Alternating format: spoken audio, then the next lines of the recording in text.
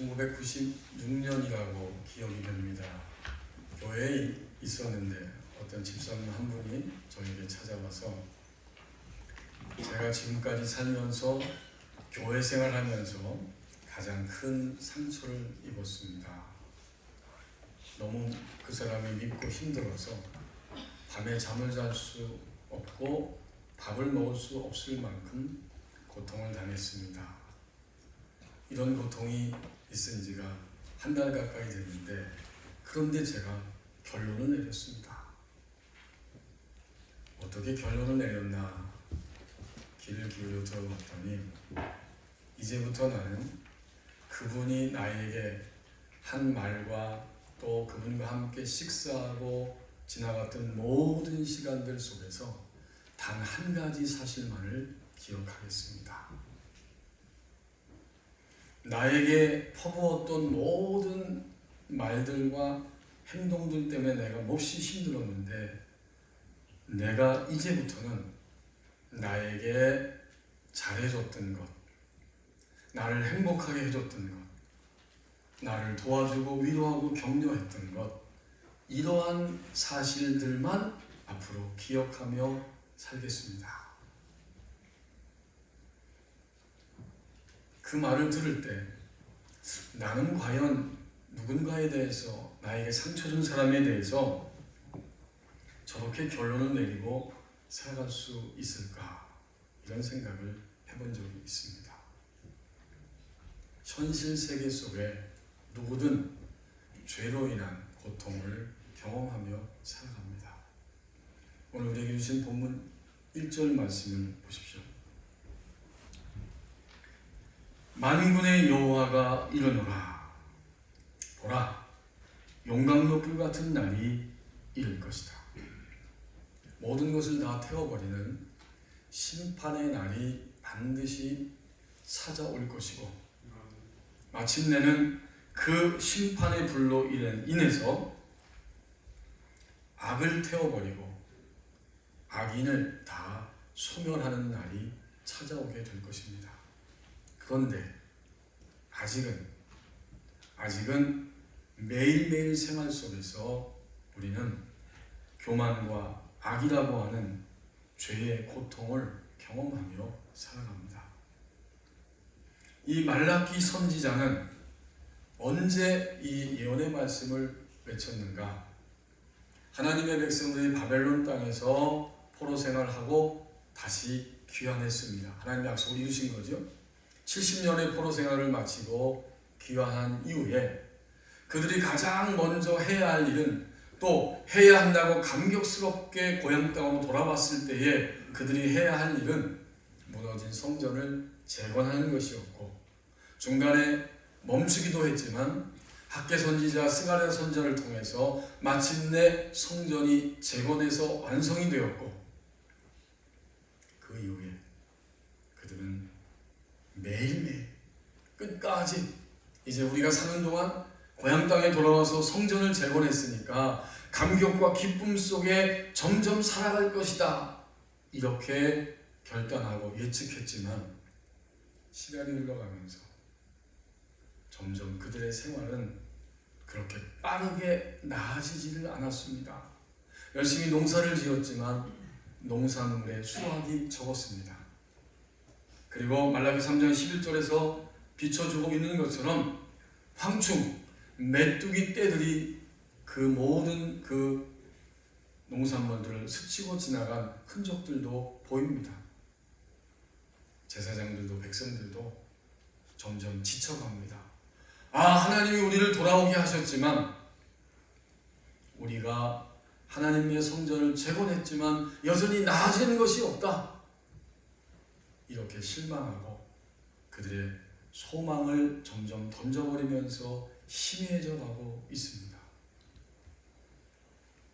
바로 그때 하나님이 구약시대의 마지막 선지자인 말라기 선지자들을 그 고통의 현실 가운데 보내셨습니다. 이 말라기는 나의 사자라고 하는 의미입니다. 1장 1절에 그 말씀이 나오죠. 여호와께서 말라기를 통하여 이스라엘에게 말씀하신 경고라. 거기 1절에 말라기라고 하는 그 단어 밑에 일본이라고 쓰여 있는데 어떻게 그 뜻이 풀이되어 있어요? 나의 사자. 이해가 되시죠? 하나님이 보내신 하나님의 심부름꾼, 하나님의 마음을 전달하는 전달자, 이게 바로 말라기, 나의 사자라고 하는 의미입니다. 그들의 삶을 돌아보니까 그들의 삶 속에는 대표적인 두 가지 악이 있습니다. 모든 인간이 대표적으로 행하는 그 악, 그 죄, 그것이 1절에 나오죠. 먼저는 교만한 자를 이야기합니다. 교만한 자. 세상의 교만은 자신의 연약함과 무지함과 어두움을 전혀 눈치채지 못하고 알지 못하고 행동하는 것이고, 하나님을 믿는 신자의 교만은 하나님을 의지하고 앞세우지 않고 그들의 인생을 행동하며 살아갑니다. 그러니까 세상의 교만과 신자의 교만이 물론 겹치고 같은 것이기도 하지만, 특별히 말라기 선지자 시대에 이 제사장과 하나님 백성들의 교만은 하나님을 의지하고 앞세우지 않는 모습, 그것이 바로 그들의 교만입니다. 두 번째 대표적인 악은, 죄는 바로 악을 행하는 것, 이렇게 크게 나와 있죠. 아니, 악을 행한다는 게 무엇인가? 세상의 악은 타인을 생각하지 않고 행동하는 모든 것이 다 악이고, 그러면 금방 깨달을 수 있습니다. 신자의 악은 하나님을 존중하지 않고 행하는 모든 것이 신자의 악입니다. 결국 1절 말씀에 인간이 신자이든지 불신자이든지 인간이 행하는 악이 무엇인가 봤더니 교만, 또 악을 행하는 것, 이것이 바로 그들의 죄입니다. 이러한 죄로 인해서 오늘 우리 가운데 고통이 있고, 그 죄로 인한 고통을 우리는 하루하루 경험하면서 살아가고 있습니다. 영국의 철학자인 버틀란트 러셀이 칠면조 이야기를 한 적이 있습니다. 칠면조 농장에 칠면조가 들어오게 됐습니다. 아침 9시가 되면 주인이 종소리와 함께 먹이를 줍니다. 매일 똑같이 비 오는 날에도 바람 부는 날에도 날씨가 좋을 때도 흐릴 때도 항상 아침 9시만 되면 주인은 종을 치고 칠면조에게 와서 먹이를 줍니다. 여러 날이 지나니까 칠면조는 이렇게 결론을 내렸습니다. 나는 내일 아침에도 9시가 되면 먹이를 먹을 것이다.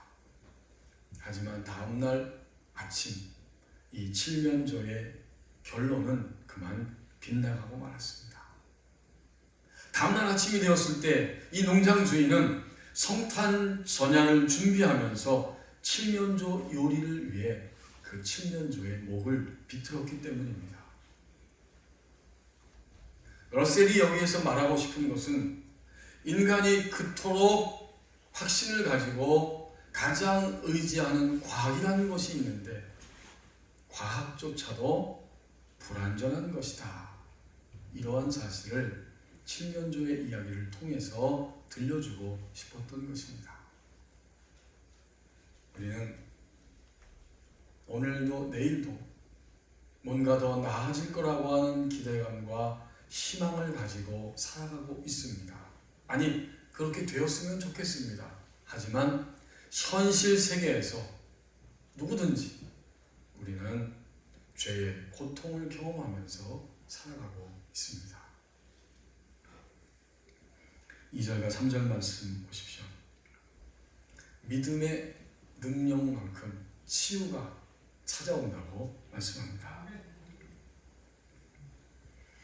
2절에 보면 죄로 인한 고통이 있는 현실이지만 그 가운데 하나님을 경외하는 사람들이 있다고 말씀하지요. 내 이름을 경외하는 너희에게는 그들은 악에 점령당하는 것이 아니라 고통에 쓰러지는 것이 아니라 오히려 그 모든 악과 죄 속에서 치유의 감격을 맛보며 살아갑니다. 결코 악과 악인의 그 발밑에서 신음하지 아니하고 오히려 그것들을 발로 짓밟으면서 하나님이 주시는 치유 그리고 그 치유를 통해서 계속적으로 자유를 얻으면서 살아갑니다.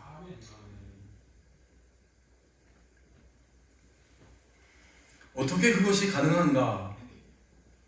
2절 상반절에 있는 것처럼 하나님을 경외하기 때문에 가능합니다. 하나님을 경외하는 것은 믿음의 실제입니다. 우리가 하나님을 믿는다 할 땐 하나님을 경외한다는 말이에요. 더 나아가서 하나님을 경외하는 자는 믿음의 실제 속에 살아가게 되는데 그 믿는 만큼 능력이 입혀지게 되고 능력이 점점 입혀지기 때문에 치유의 역사가 일어납니다.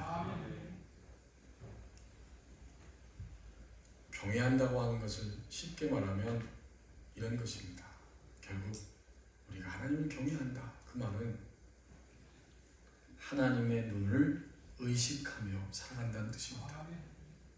오늘 악이 있고 교만이 있고 이렇게 교만과 악을 행하며 죄된 현실 속에서 고통을 느끼고 고통 속에 살아가고 있지만 그 가운데서 우리는 하나님의 눈을 의식하게 되고 더 나아가서 하나님 자신을 깊이 의식하면서 살아갈 때 그게 바로 하나님을 경외하는 거죠.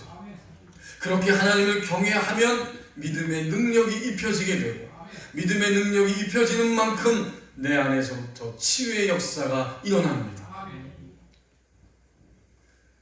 오늘 아침에도 새벽에 일부 예배 나오기 전에 일어났는데 날씨가 좀 찹니다.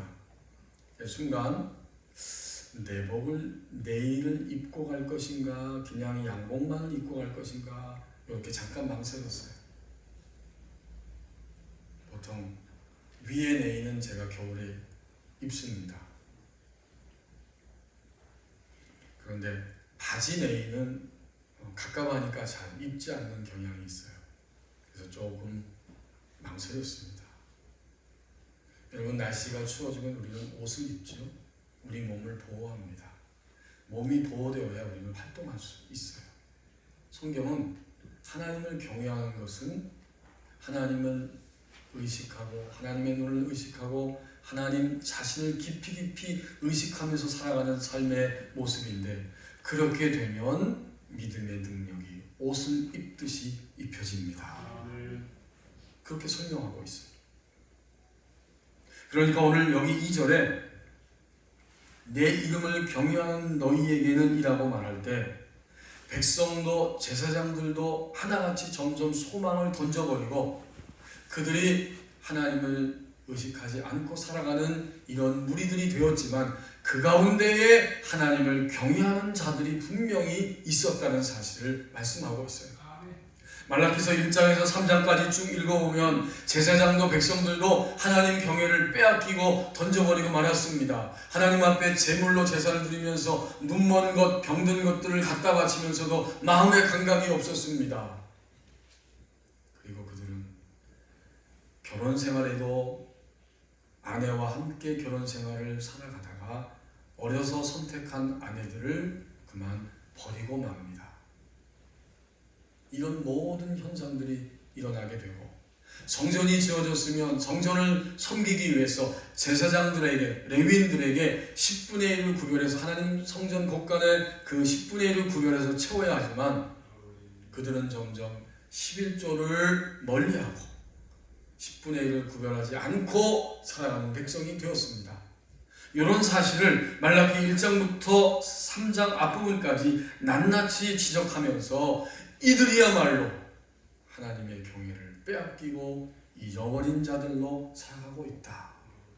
하지만 그게 다가 아니었어요. 그들 가운데에는 내 이름을 경외하는 너희들이 있었습니다. 철저하게 하나님의 눈을 의식하고 하나님 존재 자체 그분을 깊이 의식하면서 그들에게 주어진 지상생애를 한 걸음 한 걸음 살아가고 있습니다. 이렇게 믿음의 능력이 입혀지니까 2절에 보면 공의로운 해가 떠오릅니다. 치료하는 광선이 비춰집니다. 그들은 마침내 바깥으로 뛰어나가서 외양간에서 나온 송아지와 같이 뛰게 됩니다. 이게 뭘까요? 바로 치유가 찾아오는 과정입니다. 공의로운 해가 떠오른다는 것은 하나님이 이제 그렇게 하나님을 경외하는 자들을 옳다라고 인정해 주시는 거예요. 그것은 사람들의 평가를 넘어서서 내가 알게 됩니다. 아, 하나님이 나를 옳다고 인정하셨구나. 이것을 생활 속에서 점점 발견합니다. 이 공의로운 해가 반짝 떠오르는 거예요. 더 나아가서 그 치료하는 광선을 비춰준다. 이것은 실제적인 치료이죠. 태양이 떠오르면 태양의 빛이 쫙 비치는 것처럼 하나님이 나의 영혼 몸을 치유하시는 그 광선으로 내게 찾아오십니다. 너무 감격스러워서 밤새 어둡고 침침한 외양간에 있었던 송아지가 아침에 햇살이 쫙 떠오를 때 그 외양간 바깥으로 뛰어나가서 경쾌하게 뛰놀고 있는 모습을 우리에게 설명해 주잖아요. 치유는 이런 것입니다. 만약 내가 하나님의 치유를 맛보면서 그 치유가 점점 내 안에 찾아온다면 10년 전, 20년 전, 아니 내가 어머니 뱃속에 있을 때부터 상처가 되었던 그것을 가지고 태어났을지라도 하나님을 경외하는 믿음의 능력이 입혀질 때 송아지가 뛰는 것처럼 감격스러운 치유 속에 살아가게 됩니다. 그리고 그 치유가 점점 실제화될 때 3절 말씀에 보면 그들은 더 이상 악인 때문에 고통을 당하지 아니하고 악인에 의해서 내가 휘청거리지 아니하고 악인을 발로 밟는 그런 역사 가운데 살아가게 됩니다. 하나님이 우리에게 치유로 찾아오실 때는 이러한 구체적인 모습이 우리 생활 속에 나타난다는 것입니다. 태어나서 얼마 후 병치레를 계속하다가 19개월 되었을 때 시각과 청각을 잃어버리고 또 그 시각과 청각 때문에 언어를 잃어버리게 된 헬렌 켈러라고 하는 그 미국의 사회복지사가 있죠. 그는 7살 때에 다행히도 설리번 선생님을 만나서 계속해서 치유의 과정 속에 그의 인생을 살아가게 되는데 이 헬렌 켈러가 나중에 치유를 받으면서 내가 사흘 동안 볼 수 있다면 이라고 하는 책을 쓰게 되었습니다. 거기에 보면 이런 이야기가 나옵니다. 내가 사흘 동안 볼 수 있다면 나는 친절과 겸손과 우정으로 내 삶을 가치 있게 해준 설리번 선생님을 찾아가서 이제껏 손끝으로만 만져 알았던 그녀의 얼굴을 몇 시간 동안 물끄러미 바라보면서 그 모습을 마음속에 간직해 두겠다. 그리고 밖으로 나가 바람에 나풀거리는 아름다운 나뭇잎과 들풀들, 빛나는 노을들을 보고 싶다. 그리고 둘째 날 먼동이 트며 밤이 낮으로 바뀌는 웅장한 기적을 보고 나서 서둘러서 메트로폴리탄에 있는 박물관을 찾아갈 것이고 하루 종일 인간이 살아왔던 궤적을 눈으로 확인하고 싶다.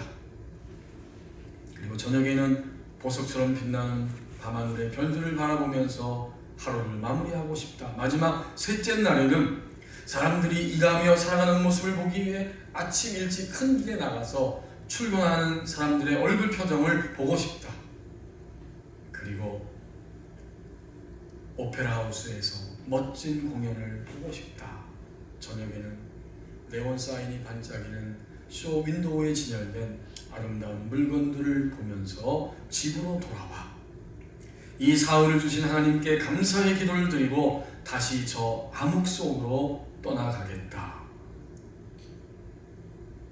저는 이 글을 읽으면서 마지막 문장이 저에게 큰 도전이 되었습니다. 사흘 동안 보게 되었을 때 그는 영원히 보고 싶었을 것이지만, 그러나 사흘 동안 내가 빛을 본 것에 대해서 주님께 감사드리고 나는 다시 눈이 감겨진 시각장애인으로 암흑 속으로 떠나가겠다. 정말 헬렌 켈러는 하나님 앞에서 믿음의 능력을 소유한 자가 되었고, 믿음의 능력만큼 내가 또다시 암흑 속으로 갈지라도 나는 결코 좌절하거나 실망하지 아니하고 계속해서 주님께 감사하면서 나의 인생을 살아가겠습니다. 그만큼 믿음의 능력이 입혀졌기 때문에, 믿음의 능력이 입혀진 만큼 그의 내면 안에 치유의 역사가 일어나게 된 것입니다.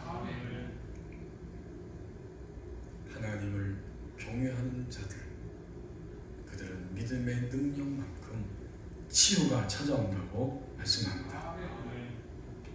4절에서 6절 말씀을 보십시오. 생명을 전하는 자가 된다고 말씀합니다.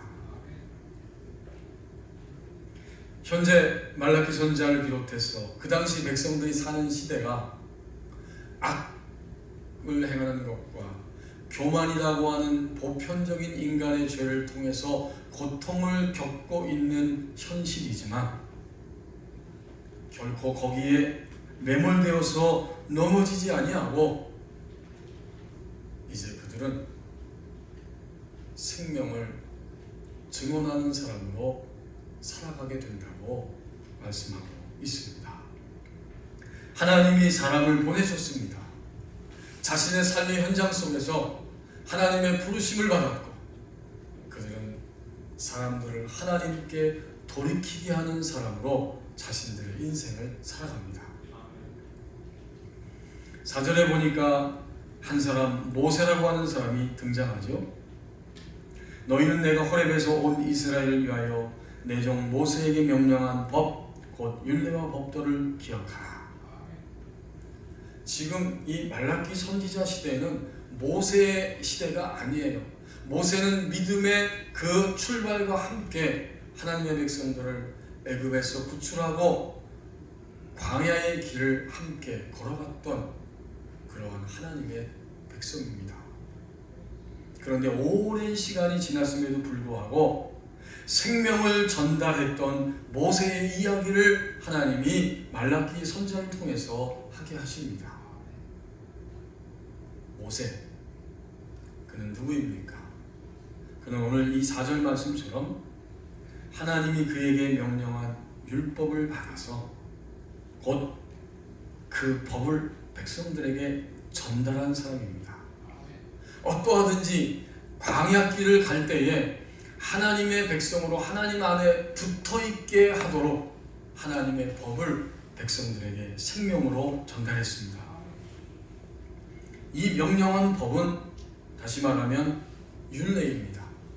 하나님의 법이 전해졌고, 이제는 그 법을 통해서 너희들이 이렇게 살아가야 한다라고 하나의 율례로 정해놓으셨고, 그 다음 그 율례대로 살아갔는지 다른 모습으로 살아갔는지 그것을 판단하고 심판하는 심판자로서의 법, 그 법도를 그들에게 들려주셨습니다. 결국 모세가 한 일은, 모세가 전한 생명은 무엇인가 보았더니 광야길을 걸어가는 동안에 어떠하든지 하나님 영역 안에서 바깥으로 나가지 아니하고 하나님 백성으로 하나님 안에 붙어 있게 하는 생명적인 역할을 한 것입니다.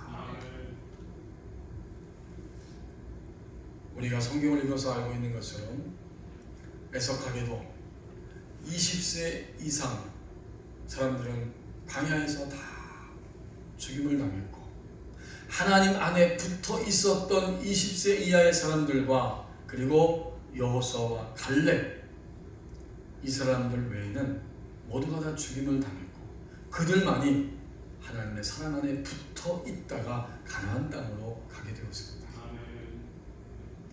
오늘 생명을 전달하는 자는 누구인가 보았더니 나를 통해서 사람들을 하나님의 사랑 안에 붙어 있게 하는 자입니다. 바로 그 사람이 이 시대에 하나님이 보내시는 생명을 전달하는 자입니다. 5절과 6절에는 두 번째 사람이 등장하는데 바로 엘리야입니다.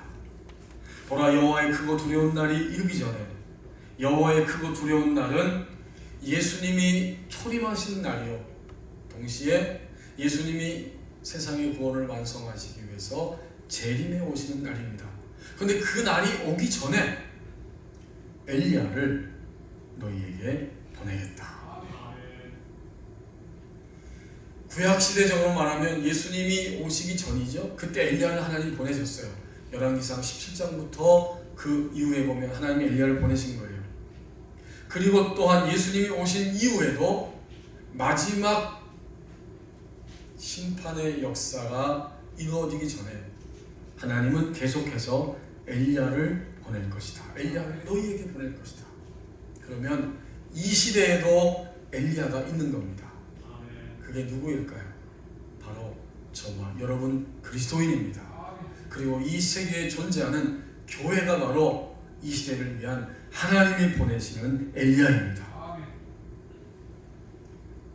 열왕기상 17장부터 엘리야의 모습을 보면 그는 집단적으로 하나님 백성 전체를 상대하기도 했고, 동시에 한 사람 한 사람을 하나님께로 돌이키는 역할을 한 것을 볼 수 있습니다. 열왕기상 17장에 하나님이 기근이 심해졌을 때 엘리야를 사르밧에 있는 과부의 집으로 보내셨고, 그 과부의 집에서 생활하면서 마침내 과부가 나중에 고백하기를 내가 이제야 당신은 하나님이 보내신 자인 줄을 알게 되었습니다. 당신의 입에 있는 모든 말이 생명이고 살아있는 하나님의 말씀인 줄을 알게 되었습니다. 그 고백을 열왕기상 17장 끝부분에서 하고 있습니다.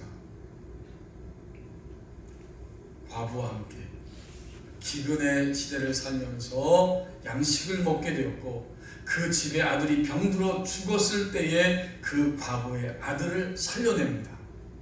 이것은 엘리야의 생명을 전달하는 역할은 1대1로 개인을 대면했을 때 그들의 마음을, 그들의 삶 전체를 하나님을 향해 돌이키게 하는 역할을 한 것입니다. 자, 그런데 생명을 전달한다는 것은 막연하지 않아요. 내가 오늘 나와 함께 살아가는 모든 사람들을 대면할 때 그들을 하나님께로 돌이키게 하는 역할을 하는 것, 이것이 바로 생명을 전달하는 자의 모습이었습니다. 6절에서 엘리야의 모습을 이렇게 설명하고 있습니다. 아버지의 마음을 자녀에게로, 자녀들의 마음을 그들의 아버지에게로 돌이키게 한다. 이 말씀은 이렇게 저렇게 해석을 하고 있는데, 사람과 사람 사이를 함께 연합시키고 화해시키고, 또 그 옛날 고대 이스라엘 조상들이, 선조들이, 믿음의 조상들이 하나님을 신실하게 섬겼듯이 말라기 선지자 시대의 백성들도, 그리고 오고 오는 시대의 모든 백성들도 결국은 돌이켜서 하나님 앞으로 돌아가게 한다. 그 역할을 엘리야가 한다는 것이죠. 우리는 오늘 남편과 아내로서, 부모와 자식으로서, 또 함께 목장 안에서 하나님을 섬기는 하나님의 자녀들로서 서로가 서로의 중심을 하나님께로 돌이키는 역할을 하게 됩니다. 이게 바로 생명을 전달하는 사람들의 모습입니다. 생명을 전달하는 자가 되는 것은 마지막 단계이죠. 내가 치유받고 치유의 감격 속에 살아가게 될 때 모세와 같이 하나님의 사랑 안에 사람들을 붙어있게 하는 역할, 그리고 엘리야와 같이 1대1로 나와 교제권 안에 사는 사람들을 하나님께로 돌이키게 하는 역할, 여기까지 가는 것이 하나님의 사랑, 하나님이 이 땅 위에 보내신 나의 사자, 하나님의 심부름꾼의 역할입니다. 아빌라의 테레사라고 하는 16세기의 영성과 하나님의 사람, 귀한 여성이 있습니다. 그녀가 자신의 믿음 생활 속에서 그는 하나님을 깊이 경험하는 소위 신비가였고, 동시에 하나님을 경험하였기 때문에 그 생명을 가지고 현실을 개혁하는, 그래서 수도가와 개혁가의 모습을 함께 잘 통합한 이러한 신앙의 인물로 평가됩니다. 그가 쓴 책 중에 인간이 하나님을 만나고 점점 하나님을 깊이 만나고 인식하게 되는 과정을 그린 영혼의 성이라고 하는 책이 있는데, 그 책에서 이 아빌라의 테레사는 이런 말을 제자들에게 하고 있습니다. 눈물만 많이 흘리면 만사가 다 된 줄로 아예 생각하지 맙시다. 그보다는 일을 많이 하는 것, 덕을 많이 닦는 것, 이것이 소중한 것입니다. 여러분의 기초를 다만 기도와 관상에다 두어서는 안 됩니다. 관상은 하나님 앞에 나가 점점 하나님과 일치되는 신앙의 차원을 이야기합니다. 그런데 여러분의 그 기초를 다만 기도와 관상에다 두어서는 안 됩니다. 덕을 세우기를 힘쓰지 않으면 여러분은 항상 난장이로 그냥 남을 뿐, 그러나 잘하지 않는 것뿐이라면 차라리 낫겠지만, 아시다시피 잘하지 않는 것은 곧 쪼그라드는 게 아니겠습니까? 아빌라 테레사에게 있어서 많이 기도하는 것은 곧 많이 사랑하는 것이었습니다. 생명을 증거하는 자의 모습이었습니다. 우리나라와 또 전 세계적으로 코로나 바이러스 감염증으로 인해서 사람들이 많이 염려합니다. 어제 뉴스를 보니까 우리 통합측에 서울에 명륜교회라고 하는 곳이 있는데, 거기서 그 교회에서 식사하고 뭐 이러면서 또 그 교우들 가운데 어떤 분이 자신이 감염이 되었어요. 확진자가 된 거죠. 그래서 자기의 아들과 또 부인을 또 감염시키게 되는 이런 결과가 나왔습니다. 그러다 보니까 교회에서 오늘 주일 예배를 하지 못하고 영상으로 대치를 시켰어요. 목사님이 미리 설교를 해서 영상으로 찍어서 인터넷 홈페이지에 올리고, 교우들은 집에서 영상을 보면서 함께 예배하게 되었다, 이런 기사를 읽어보았습니다. 이러한 현실 속에서 모든 사람들이 생각하고 원하는 것은 단 한 가지일 것입니다. 곧 살리는 것입니다. 오늘 하나님의 마음이 이러합니다. 나의 사자, 내가 보내는 신분꾼이 되어서 우리는 자신이 살고 세상과 모든 지구촌을 살리는 사람이 되어야 한다. 나의 사자를 보내는 하나님의 마음입니다. 기도하겠습니다.